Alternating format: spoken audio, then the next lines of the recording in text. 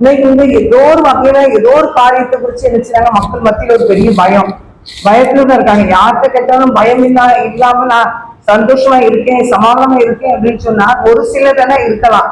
ஆனா அவன் பயத்துல இருக்கனால ஆண்டு சொல்றாரு, தேசமே பயப்படாத மகிழ்ந்து கழிவுறு, கர்த்தர் பெரிய காரியங்களை செய்வார். அப்ப மகிழ்ந்து கழிவுறுன்னு ஆண்டு சொன்னார்னா நம்ம மகிழ்ந்து என்ன செய்யணும், கல்வி கூறணும். மகிழ்ந்து நம்ம என்ன செய்யணும், கல்வி கூறணும். அந்த மகிழ்ச்சி எங்க இருந்து வருதுன்னா ஏசப்போடைய சமூகத்துல இருந்தா வருது.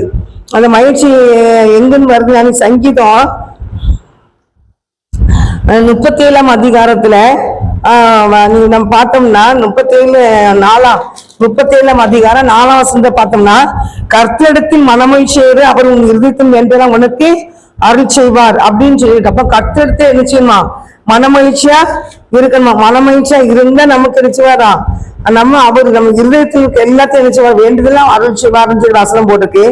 அப்புறம் சங்கீதம் 105 போட்டிருக்கு, 3ஆம் வசனத்தை போட்டிருக்கு, கர்த்தரை தேடுகிற இருதயம் நிச்சயமா மகிழும் அப்படின்னு சொல்லி போட்டிருக்கு. 105ஆம் அதிகாரம் சங்கீதம் 105 5ஆம் அதிகாரம் 3ஆம் வசனம் 105:3, அவருடைய பரிசுத்த நாமத்தை குறித்து மேன்மை பாராட்டுங்கள், கர்த்தரை தேடுகிற இருதயம் மகிழும். அப்போ அவருடைய பரிசுத்த நாமத்தை குறித்து நம்ம என்ன செய்யணும், மேன்மைப்படுத்தணும். அவருடைய நாமத்தை குறித்து மேன்மைப்படுத்தினா அவங்களுடைய இருதயம் எப்படி இருக்கும், மகிழுமா.